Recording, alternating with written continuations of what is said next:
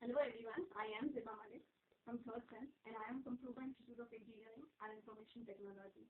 I am here to discuss a module of wrapper classes.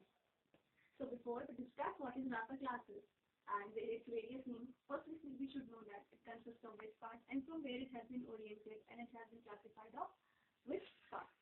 So before we start this, we should have a terminology related to this. So it has been wrapper classes plays an important part in terms of Java. As we all are aware, Java is a programming language. It is a high-level programming language.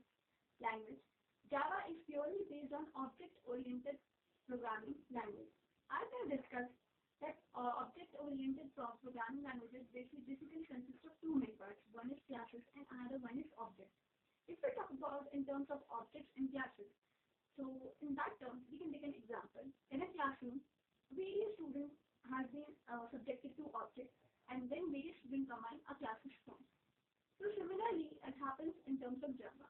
Here, wrapper classes plays an important role in terms of Java. So if we talk about coming back to our module, that is wrapper classes, if we come back here, so a question arises that what are actually wrapper classes and why do we need them? So wrapper classes are basically primitive data type. It is basically used to convert primitive data type into objects. It can be more clear by giving an example. For example, a data is sent by user to server consists of some value. In data, it may be his name, age, credit card number, or mobile number. It consists of some integer and character value. So that integer or character value has to be converted into objects before criticizing or implementing in that. So for that implementing and for that conversion, we need wrapper classes. So basically, we can say that wrapper classes are used to convert primitive data type into objects.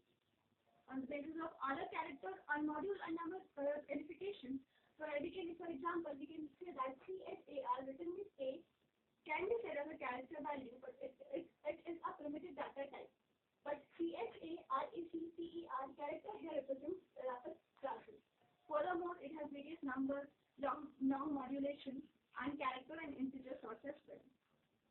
Sometimes it also comes in our mind that while writing a program, writing an integer or a character value, we have never mentioned or never expected that a character written by CHAR is never been in capital letter, or an integer written with INT is never in the capital letter.